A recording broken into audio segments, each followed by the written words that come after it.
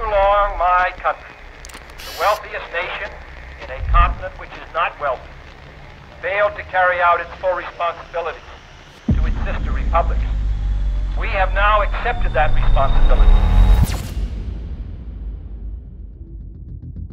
আমেরিকার সাবেক president John F Kennedy একবার বলেছিলেন, Those who make peaceful revolution impossible will make violent revolution inevitable. যারা শান্তিপূর্ণ বিপ্লবকে অসম্ভব করে তোলে তারা সহিংস বিপ্লবকে অপরিহার্য করে তোলে। এই উক্তিটি আজও প্রাসঙ্গিক, বিশেষ করে 2025 সালে এসে। সিরিয়ার বাশার আল আসাদের গল্প যে এই কথাটিরই জীবন্ত উদাহরণ, তা বুঝতে আমাদের খুব বেশি ফিরে তাকাতে হবে না। 24 বছর ধরে আসাদ ও তার পরিবার স্বৈরাচার শাসক হিসেবে দেশের মানুষদের দমন পীড়নের মধ্যে রেখেছিল এবং এই পরিস্থিতির সাথে আমরা সুপরিচিত। যখন সিরিয়ার জনগণ শান্তিপূর্ণভাবে পরিবর্তনের আহ্বান জানালো, আসাদ সেই কণ্ঠগুলোকে গুলি ও বোমার আঘাতে চিরতরে স্তব্ধ করার চেষ্টা করল। তার এই দমনপীড়ন সরাসরি সিরিয়াকে এক বিধ্বংসী গৃহযুদ্ধের দিকে ঠেলে দেয়। 2011 সালে শুরু হওয়া এই গৃহযুদ্ধ এখনো বিশ্ববাসীর মনে কাটা হয়ে আছে। এই যুদ্ধে 5 লাখেরও বেশি মানুষ প্রাণ হারিয়েছে। লক্ষ লক্ষ মানুষ ঘরবাড়ি ছেড়ে শরণার্থী হয়ে ছড়িয়ে পড়েছে বিশ্বের বিভিন্ন দেশে। অসংখ্য শিশুর শৈশব ধ্বংস হয়েছে, বিচ্ছিন্ন হয়েছে অসংখ্য পরিবার এবং পুরো দেশটাই যেন এক বিশাল ধ্বংসস্তূপে পরিণত হয়েছে। কিন্তু ঠিক কেনেডির সেই বিখ্যাত উক্তিটির মতোই এক সহিংস বিপ্লবের মুখে বাশার আসাদের পতন হলো, যা কেউ কখনোই কল্পনা করেনি। আজকের ভিডিওতে আমরা জানব কিভাবে এক সময়ের ডাক্তার বাশার আল আসাদ এমন এক স্বৈর শাসকে পরিণত হলেন যিনি নিজের দেশের মানুষের রক্তেই নিজের হাত রাঙালেন। কেনই বা তার পতন এমন নাটকীয়ভাবে হলো? আসলে কি শান্তিপূর্ণ পরিবর্তন সম্ভব ছিল, নাকি ইতিহাসের পাতায় তার এই পতনই নির্ধারিত ছিল? এবং তার এই পতনের কারণে আন্তর্জাতিক রাজনীতিতে এর কি প্রভাব পড়বে? এটা শুধু তার ক্ষমতা হারানোর গল্প নয়, বরং যুগ যুগ ধরে চলে আসা অত্যাচারের চরম পরিণতির গল্প, যে পরিণতি বদলে দিয়েছে এক রাষ্ট্রের ভবিষ্যৎ।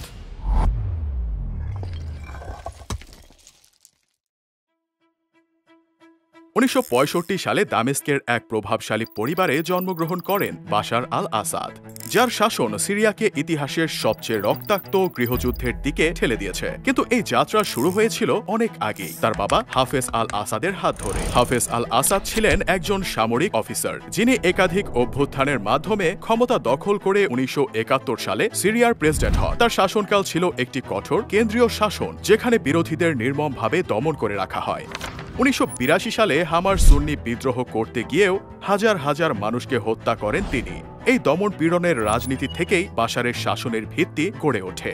বাশার আল আসাদ ছিলেন পরিবারের দ্বিতীয় সন্তান। বড় ভাই বাসিল আল আসাদ ছিলেন পরিবারের গর্ব, তাদের রাজনৈতিক ভবিষ্যতের মুখ। বাশার ছিলেন শান্ত, নীরব স্বভাবের একজন সাধারণ ছেলের মতোই, যার স্বপ্ন ছিল ডাক্তারি। দামেস্ক বিশ্ববিদ্যালয়ে মেডিকেলের পড়াশোনা শেষ করে তিনি চোখের চিকিৎসক হতে লন্ডনে পাড়ি জমান। চিকিৎসা শাস্ত্রে তার দক্ষতা এবং বিদেশি জীবনের সরলতা যেন তাকে রাজনীতির কঠোর দুনিয়া থেকে দূরে সরিয়ে রেখেছিল। কিন্তু 1994 সালে এক হৃদয় বিদারক ঘটনা তার জীবনকে চিরতরে বদলে দেয়। তার বড় ভাই বাসিল এক মর্মান্তিক গাড়ি দুর্ঘটনায় নিহত হন, যা আসাদ পরিবারের ভবিষ্যৎ উত্তরাধিকার পরিকল্পনাকে ধূলিসাৎ করে দেয়। হাফেজ আল আসাদের প্রাসাদে যেন অশান্তির ছায়া নেমে আসে। এই সময়ই বাশারকে দেশে ডেকে পাঠানো হয় তার পরিবার এবং দেশের দায়িত্ব নিতে। একজন সাধারণ চিকিৎসক থেকে স্বৈরাচারী শাসকে রূপান্তরিত হওয়ার গল্পটা শুরু মূলত এখান থেকেই। তবে বাশারের কাছে এই ডাক সহজ ছিল না। একজন চিকিৎসক হওয়ার স্বপ্নকে পেছনে ফেলে তাকে যোগ দিতে হয় সেনাবাহিনীতে, যেখানে তিনি ধীরে ধীরে প্রশিক্ষণ নেন এবং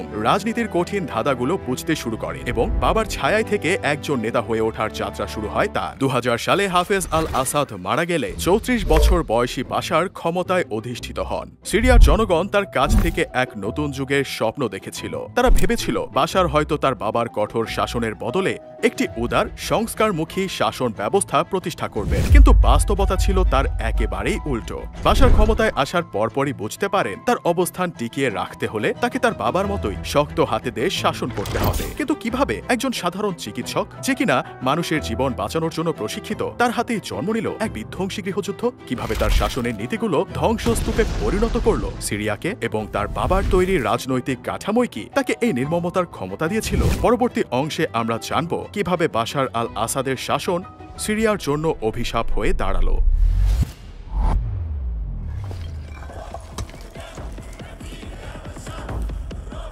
2000 সালে বাশার আল আসাদ ক্ষমতায় আসার পর সিরিয়ার জনগণের মনে যেন নতুন আশার জন্ম নিয়েছিল। পশ্চিমা দেশে শিক্ষিত এই তরুণ নেতা তার শান্ত স্বভাব এবং আধুনিক চিন্তাধারার মাধ্যমে যেন তার পিতা হাফেজ আল আসাদের কঠোর শাসনের বিপরীতে একটি পরিবর্তনের বার্তা নিয়ে এসেছিলেন।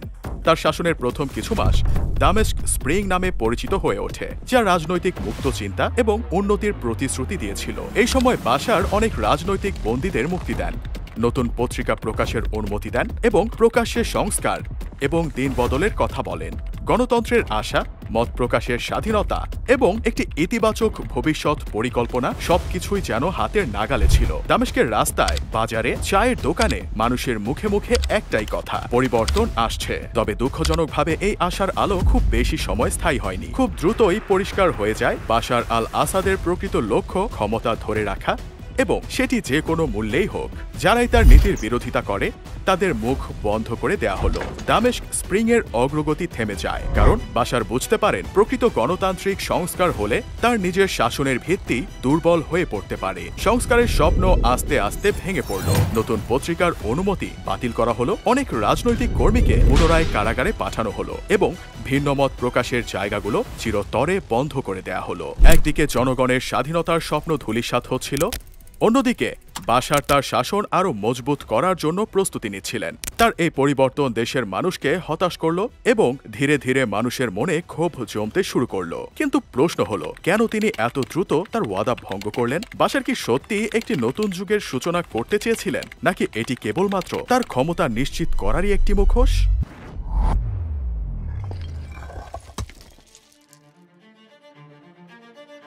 2011 সাল। মধ্যপ্রাচ্যের অনেক দেশে তখন আরো বসন্তের ঢেউ আছড়ে পড়ছে। একের পর এক স্বৈর শাসকের পতন ঘটছে। এই সময় সিরিয়াতেও শুরু হয় আন্দোলনের ঝড়। দামেস্ক, দারা এবং হামার মতো শহরে মানুষ রাস্তায় নেমে আসে। তাদের দাবি ছিল স্পষ্ট: গণতন্ত্র, ন্যায় বিচার এবং স্বাধীনতা। শুরুতে বাশার এই বিদ্রোহকে তুচ্ছ করে একটি বিদেশি ষড়যন্ত্র হিসেবে তুলে ধরতে লাগলো। তার মতে এই আন্দোলন দেশকে অস্থিতিশীল করার একটি পরিকল্পনা মাত্র। কিন্তু মানুষের মনে যে আগুন জ্বলছিল তা খুব দ্রুতই স্পষ্ট হয়ে উঠল। বিদ্রোহীদের প্রথম দাবি ছিল শান্তিপূর্ণ। তারা চেয়েছিল সংলাপ, কিন্তু সরকারের জবাবে এলো ট্যাঙ্ক, সেনা এবং অজস্র গুলির আঘাত। দারা শহরে প্রথমবারের মতো বিক্ষোভকারীদের ওপর গুলি চালানো হয়। মৃত্যুর সংখ্যাটি যেন পুরো দেশকে কাঁপিয়ে তোলে। শান্তিপূর্ণ প্রতিবাদ ধীরে ধীরে হিংসাত্মক হয়ে উঠল।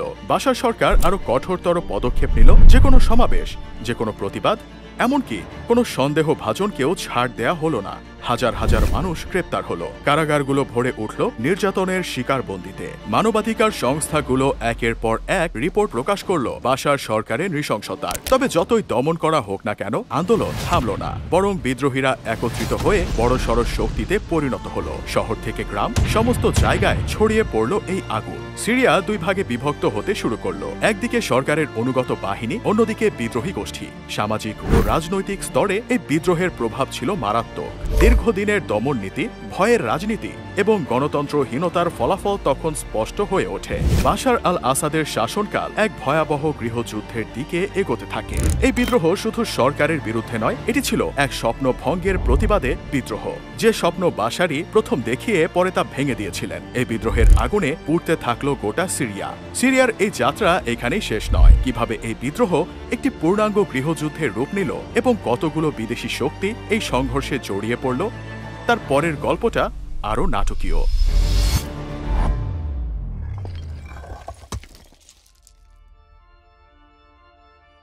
প্রথম দিকে বিদ্রোহীরা বেশ কিছু অঞ্চলে তেমন কোনো বড় ধরনের প্রতিরোধের সম্মুখীন হয়নি। তবে যতই সময় এগোতে থাকে, সিরিয়ার বিদ্রোহীরা একত্রিত হয়ে শক্তিশালী হয়ে ওঠে। আল নুসরা এবং আইএসের মতো শক্তিশালী গোষ্ঠী তৈরি হয়। তারা বাশার আল আসাদের শাসনকে চ্যালেঞ্জ করার জন্য প্রস্তুত হয়ে ওঠে। এই সময়ে সিরিয়ার গৃহযুদ্ধ এক ভয়াবহ পরিণতির দিকে এগোতে থাকে। বাশার আল আসাদের সামনে দাঁড়িয়েছিল এক গুরুতর বিপদ। বাশার বুঝতে পারে যে সে একাই এই যুদ্ধ জিততে পারবে না। তাই তার দৃষ্টি চলে যায় বাইরে, তার বন্ধুর রাষ্ট্রদের দিকে। রাশিয়া, ইরান এবং হিজবুল্লাহ একে একে আসাদ সরকারের পাশে দাঁড়ায়। তারা মদদ দিয়ে সরকারকে টিকিয়ে রাখার চেষ্টা করে। রাশিয়া সিরিয়ায় বিমান আক্রমণ শুরু করে, আর ইরান অস্ত্র ও সৈন্য পাঠিয়ে তাকে শক্তিশালী করতে থাকে। এর ফলে আসাদ সরকারের পরিস্থিতি কিছুটা স্থিতিশীল হয়। কিন্তু এটি আদতে কোনো স্থিতিশীল অবস্থা ছিল না, ছিল ঝড়ের আগে নীরবতা। যুদ্ধের শুরুর দিকের কয়েক বছরে বিদ্রোহীরা বেশ কয়েকটি গুরুত্বপূর্ণ শহর যেমন রাকা 2013 এবং ইদলিব 2015 সালে দখলে নেয়। কিন্তু বাইরের শক্তির সহায়তায় আসাদ ধীরে ধীরে সেই অঞ্চলগুলো পুনরুদ্ধার করতে শুরু করে। 2016 সালে আলেপ্পো শহর দখল ছিল এই পুনরুদ্ধার প্রক্রিয়ার একটি বড় মাইলফলক। তবে এসব পুনরুদ্ধার অভিযানে ভয়ানক প্রাণহানি ঘটে এবং শহরগুলো এক কথায় ধ্বংসস্তূপে পরিণত হয়। রাশিয়া এবং ইরানের হস্তক্ষেপ যুদ্ধের গতিপথ বদলে দিলেও এর পরিণাম ছিল ভয়াবহ। 2011 সাল থেকে শুরু হওয়া এই যুদ্ধে এখন পর্যন্ত 5 লক্ষেরও বেশি মানুষ প্রাণ হারিয়েছে। এর মধ্যে প্রায় 1,64,000 সাধারণ মানুষ, যার মধ্যে রয়েছে বহু নারী ও শিশু। যুদ্ধে বহু গুরুত্বপূর্ণ অবকাঠামো ধ্বংস হয়েছে এবং প্রায় 1.5 লক্ষ মানুষ তাদের ঘরবাড়ি ছেড়ে পালাতে বাধ্য হয়েছে। যুদ্ধ চলাকালীন আসাদের সেনাবাহিনী একে একে পরাজিত হতে থাকে। বিদ্রোহী গোষ্ঠীগুলো তখন আরও শক্তিশালী হয়ে ওঠে এবং দেশের একাংশ তাদের নিয়ন্ত্রণে নিয়ে নেয়। আসাদের বাহিনী ধীরে ধীরে পিছিয়ে যায় আর যুদ্ধের পরিস্থিতি হয়ে ওঠে আরও ভয়াবহ। এখন প্রশ্ন ওঠে, এই সমস্ত ধ্বংসযজ্ঞ আর প্রাণহানির পর সিরিয়ার পরিস্থিতি কি ছিল? আসাদ সরকারের হাতে কি আসলেই কিছু রইল? পরবর্তী পর্বে আমরা জানব এই যুদ্ধের আরেকটি ভয়াবহ অধ্যায়।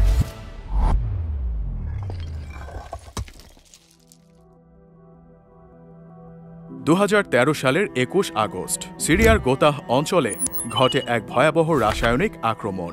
এই হামলায় বাশার সরকারের অনুগত বাহিনী সিরিয়ার বিদ্রোহী নিয়ন্ত্রিত এলাকায় স্যারিন গ্যাসযুক্ত রকেট ছোড়ে। এটি ছিল যুদ্ধের ইতিহাসের এক বৈচারিক ও নিকৃষ্ট আক্রমণ, যা হাজার হাজার নিরীহ মানুষের জীবন কেড়ে নেয়। এটি এমন এক বিষাক্ত গ্যাস যা স্নায়ুতন্ত্রকে নিস্তেজ করে দেয়, শ্বাস প্রশ্বাসে বাধা দেয় এবং ধীরে ধীরে মানুষকে এক অবর্ণনীয় কষ্টকর মৃত্যুর দিকে ঠেলে দেয়। এই হামলার ফলে প্রায় 1800 জনের মৃত্যু হয় এবং 3600-এরও বেশি মানুষ নিউরোটক্সিক লক্ষণ নিয়ে হাসপাতালে ভর্তি হন। এই ঘটনার পর আন্তর্জাতিক মহলে তীব্র নিন্দা এবং প্রতিবাদ উঠতে শুরু করে। জাতিসংঘের তদন্তে স্যারিনের ব্যবহারের বিষয়টি নিশ্চিত করা হয় এবং স্পষ্টভাবেই জানা যায় যে সিরিয়ার সেনাবাহিনী এই হামলার পেছনে ছিল। এটি ছিল ইরাক-ইরান যুদ্ধের পর সবচেয়ে ভয়াবহ রাসায়নিক আক্রমণ। বিশ্বের বিভিন্ন দেশ এই হামলার জন্য সিরিয়ান সরকারকে দায়ী করলেও বাশার আল আসাদ ও তার সরকার দায় অস্বীকার করে। তিনি দাবি করেন এটি ছিল বিপক্ষের সাজানো নাটক। রাসায়নিক অস্ত্র ব্যবহারের মাধ্যমে সিরিয়ার যুদ্ধ পরিস্থিতি আরও জটিল হয়ে ওঠে। আন্তর্জাতিক চাপ এবং অসন্তোষ সত্ত্বেও সিরিয়ান সরকার তাদের আক্রমণ চালিয়ে যায় এবং গোতাহ শহরে হামলার পর আসাদ যান আরও দুঃসাহসী হয়ে ওঠে।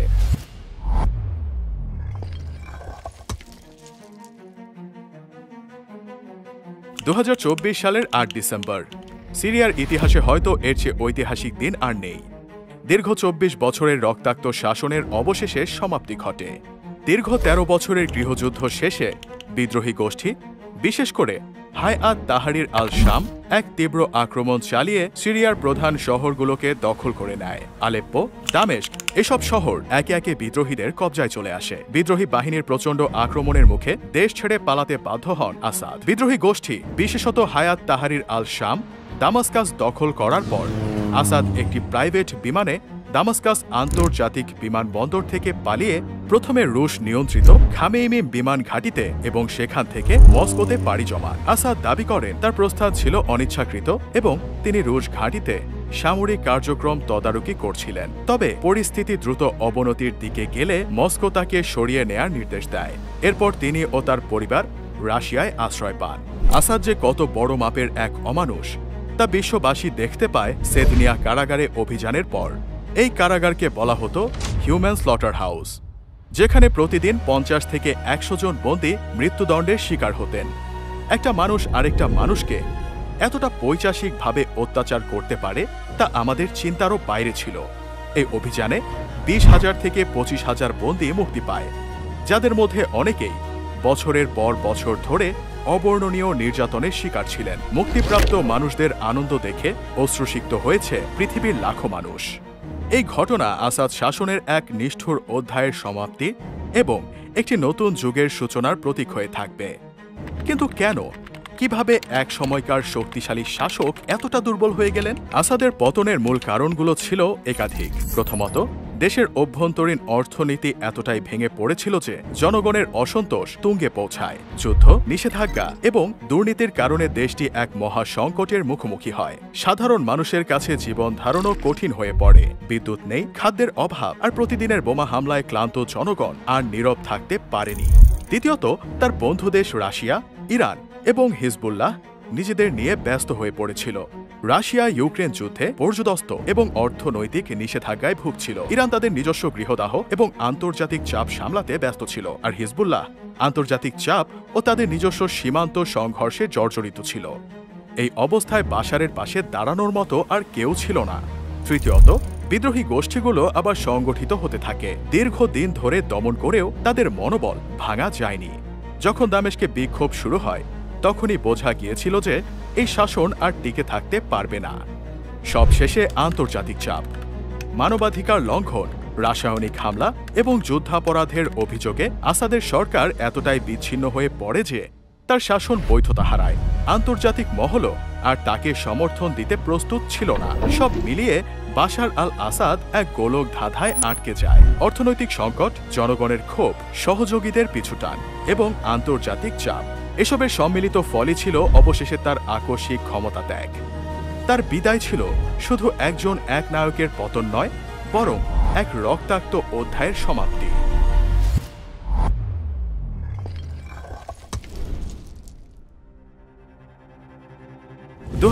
সালে সিরিয়া যেভাবে এক ধ্বংসযজ্ঞে পরিণত হয়েছিল, ঠিক তেমনি 2024 সালে বাশার আল আসাদের পতন আন্তর্জাতিক রাজনীতিতে এক অপ্রত্যাশিত ঝড় তুলেছে। সিরিয়ার শাসন ব্যবস্থা শেষ হওয়া মানে শুধু এক স্বৈরাচারী শাসকের অবসান নয়, বরং পুরো প্রতিবেশী শক্তিগুলোর ভারসাম্যই ভেঙে পড়েছে। আল আসাদের পতনের পর আন্তর্জাতিক মহলে উত্তেজনা বৃদ্ধি পায়। জর্ডানে একটি সম্মেলনে সিরিয়ার পরবর্তী ভবিষ্যৎ নিয়ে আলোচনা হয়, যেখানে আইএস এর পুনরুত্থান এবং নিরাপত্তা উদ্বেগ প্রকাশ করা হয়। এদিকে উগ্রবাদী গোষ্ঠীগুলোর অস্ত্র মজুদ থামাতে ইসরায়েল সিরিয়ায় বিমান হামলা বৃদ্ধি করে। এসব ঘটনার মাধ্যমে সিরিয়ার ভবিষ্যৎ আরও অনিশ্চিত হয়ে উঠছে। ইরান, যা বহু বছর ধরে সিরিয়ার শাসক দলের বন্ধু ছিল, তারা এখন এক গভীর সংকটে পড়েছে। সিরিয়া ছিল ইরানের জন্য এক সুরক্ষার ঢাল, যেখানে তারা হিজবুল্লাহকে অস্ত্র সরবরাহ করত এবং ব্যক্তিগত স্বার্থ পূরণ করত। কিন্তু আসাদের পতনের সাথে সাথে ইরান তার সবচেয়ে বড় বন্ধুকে হারালো। এটা যেন নতুন আরেকটি যুদ্ধ, যার প্রভাব শুধু একটি দেশেই নয়, পুরো মধ্যপ্রাচ্যে অনুভূত হচ্ছে।